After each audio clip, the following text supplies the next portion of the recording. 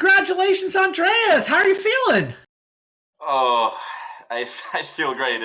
I almost can't believe I won 3-1 because it felt like I was behind the whole time. I don't It, know. It's it some did a little. psychological. Yeah, Oh, you for you can't as have been well? expecting that Eldrazi deck to lose the Bugliavolt to start things off, right? Those Assassin's Trophy were just, so nice to have against my big dudes. Yeah. So I didn't like the way the decks matched up because she had hard removal for that matchup, and then for the Pyromancer versus PO matchup, if those were flipped around, I would have been a little more happy. But yeah, Man, the way that it is. the end of that Pyromancer versus PO match, though, Oh yeah, did you could you even envision the line that was going to get you that game 3 win when she's got, all the Pyromancer tokens and you've got basically nothing? yeah. I try whenever I play that matchup, I try and just win the turn before the Pyromancer tokens get there. So Yeah. I had to script out a plan where she would be vulnerable on one last turn, but unfortunately she kept chaining like treasure cruise into Gush. But I realized that two Force of Wills were already gone, so I figured I Okay.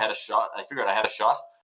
Um, and then once after the draw spell chain, she tapped out for the Dag Fate, and I knew I had a shot Yeah. if my top three in my library was any gas.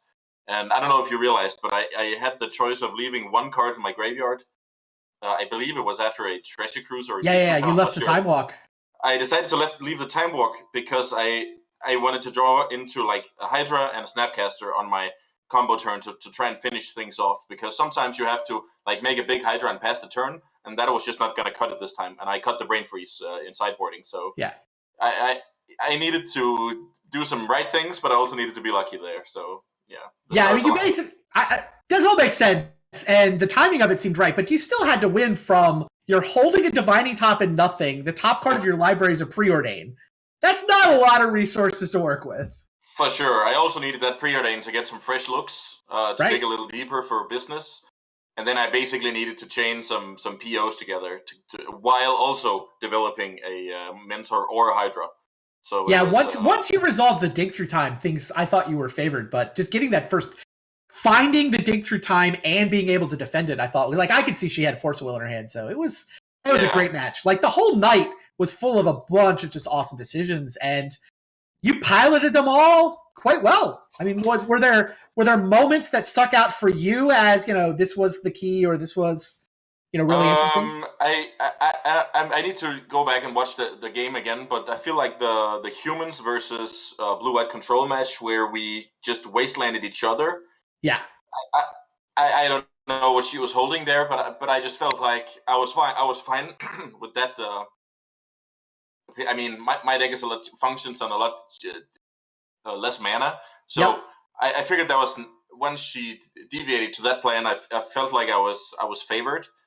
And then of yeah, course being on the play here in match number 4 with I just had a perfect hand where I can play the uncounterable Thalia, and if yeah. she has the follow up of Deathrite Shaman, I even have that covered with Revoker plus Strip Mine, and she ended up strip mining me. That I mean, yeah, I guess the Strip Mine and Wasteland were just some key decisions over the Yeah, night she because was more aggressive with her strip mines and wastelands than Kevin or yeah, I would have been. she kind Um, of tried to turn the table on my denial decks, and it didn't really work out either time. But so yeah, so I think you're right to point to that one human straw. Her hand, I thought she had it. Her hand was Source to Plowshares, Snapcaster Mage. Like yeah, she plows once and she's got plow, snap it back. I thought she was going to win that game, but she just couldn't find lands. Like yeah, she'd used the wasteland. I actually think her decision that game to use the wasteland didn't cost her because she just needed colored mana and she never managed to find a yeah, basic planes or a way to get a basic planes.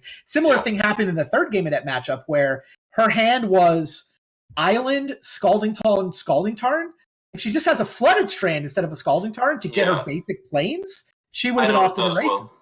Yeah, Yeah, she I died with noticed. like Lavinia, Fragmentize, Plow, Snapcaster. She just had Yeah, a bunch of white cards in her hand. I, And yeah, she went decided you showed her one wasteland. So she just said, well, fine, I'll fetch 2 tundras, but you had the second wasteland in hand. yeah.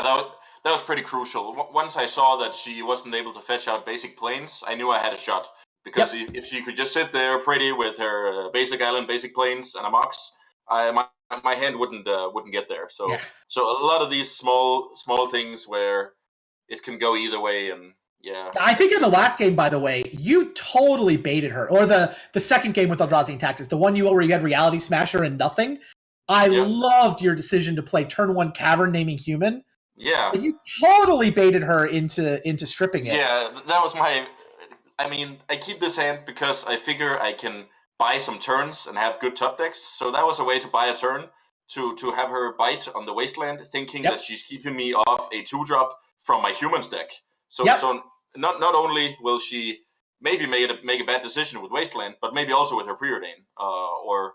Yeah, you're right. She doesn't even know whether it's Eldrazi or humans yet. If all you do is go Cavern naming humans, great point. Yeah, so there were a few levels to that play, and fortunately she had the Wasteland and took the bait, and I was able to top deck a good play. I think it was a Trinisphere. So obviously, I do some thinking, but I also get rewarded by being lucky with my top deck. So. I mean, she had the Force of Will for the Trinisphere, but yeah, I think that you definitely earned that victory there.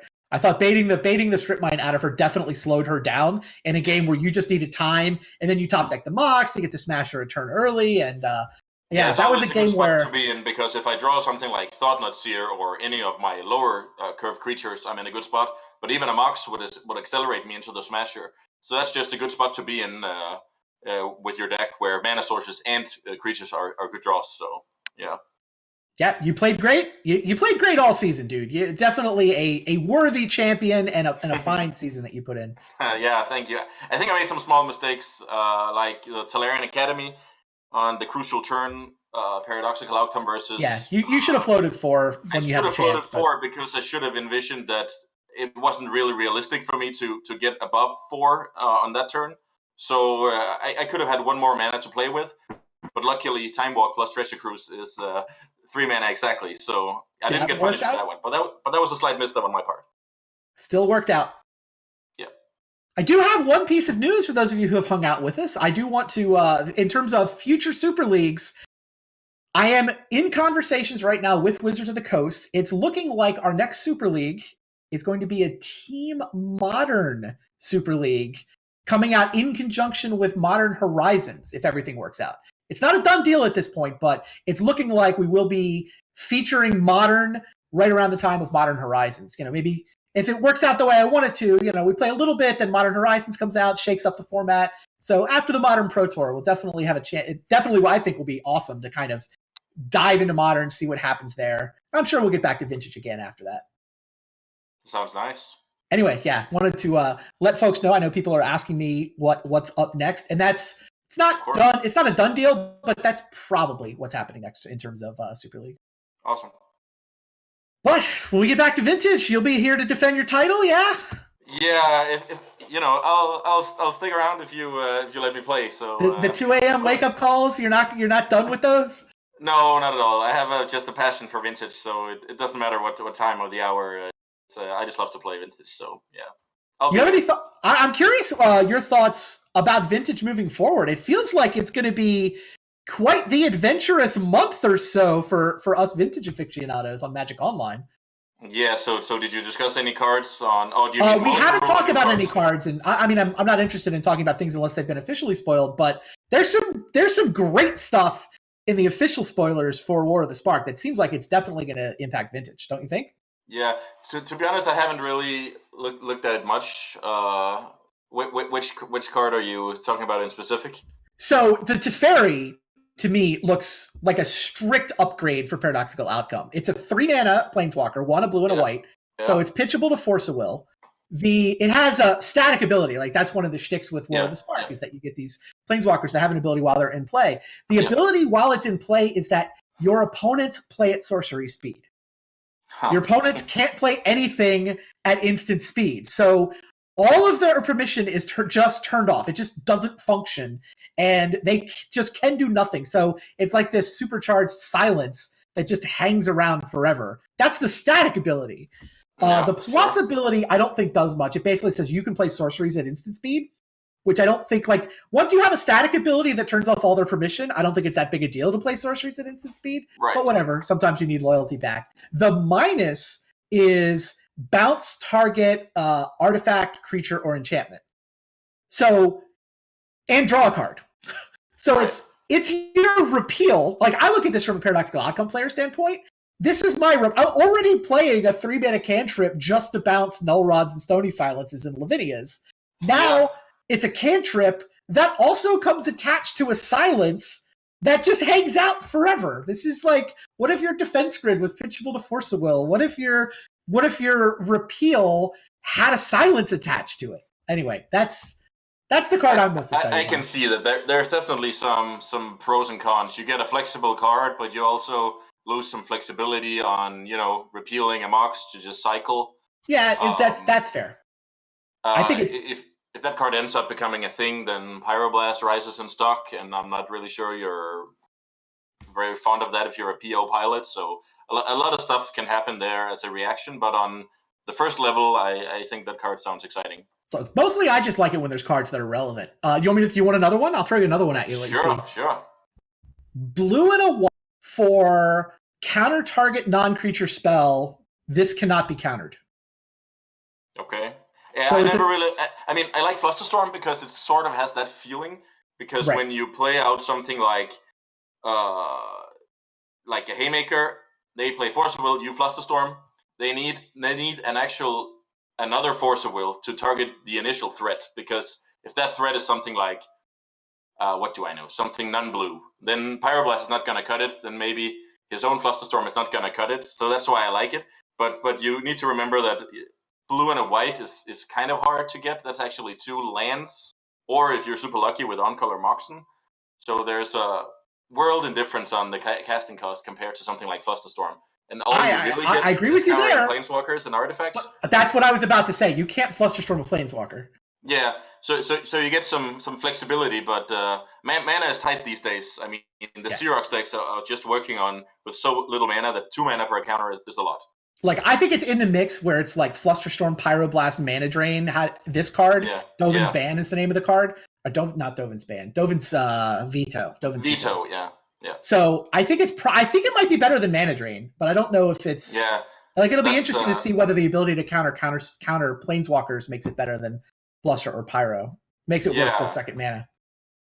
It's I don't have high hopes for that one, but it's just 2 mana counters. It's pretty absurd that Mana Drain is not even considered a tier 1 option in Vintage and hasn't been for like 10 years. It is hard to make 2 mana. It's hard to make 2 mana counterspells work. I think you're probably right. Oh God, you know what? I'm forgetting the craziest card I've seen so far. Sorry, I can't believe there's a set coming out that has this many toys for us Vintage players to play with. But there is I can't remember the name of it. It's 3 black for an artifact that lets you play with the top card of your library revealed, and you can put it into play by paying life equal to the CMC of the top card. Yeah, so it's sort of like a hybrid between Ad Nauseam and Bargain, right? And with some Experimental Frenzy thrown in. Like, yes, sure. Right, you just keep playing everything, and you might say, oh, you're going to get stuck on lands, right? No, that's what Sensei's Divining Top is for, right? You flip your Sensei's Divining Top to take the land off your library, and now suddenly pay 1 life for the Divining Top. So you get to keep going. Here's the thing that it has that's different than Bargain or Ad Nauseam. Yeah. You can tinker for it. Yeah. It costs 3 instead of 5 or 6. So how do you construct your deck? You could also, you could show and tell it into play too, which you could already do with Bargain, but I think this might actually just be better than Bargain. Yeah, because the thing is with Bargain, I remember when it was unrestricted, a lot of people played around with like 3 copies in the Storm deck or 4 copies if they played show and tell. But then they realized they would just lose to Revoker out of shops. It feels pretty bad to resolve the show and tell and just get the Bargain revoked. But that doesn't work with this card, right? Because it's static ability or whatever it's called. Yeah, it's a great point. That's a very good point. That's another way in which it's better than Bargain. So I'll throw in one other thing, by the way, for those of you who might be thinking about dabbling in Vintage on Magic Online. I didn't know this was going to turn into Vintage, but London Mulligan kicks in on Magic Online on April the 10th. So we are, 8 days, a week from tomorrow, the London Mulligan just becomes the default Mulligan for Magic Online, which that's just going to be wild, wild west, crazy town for Vintage, right? Yeah, I think we briefly discussed the topic last time. where the decks like Xerox don't benefit as much as decks like Shops and Dredge, because you're actually looking for, in Dredge's case, you're looking for the Bazaar at any cost, basically. And in Workshops, the Workshop can make up for less cards in hand.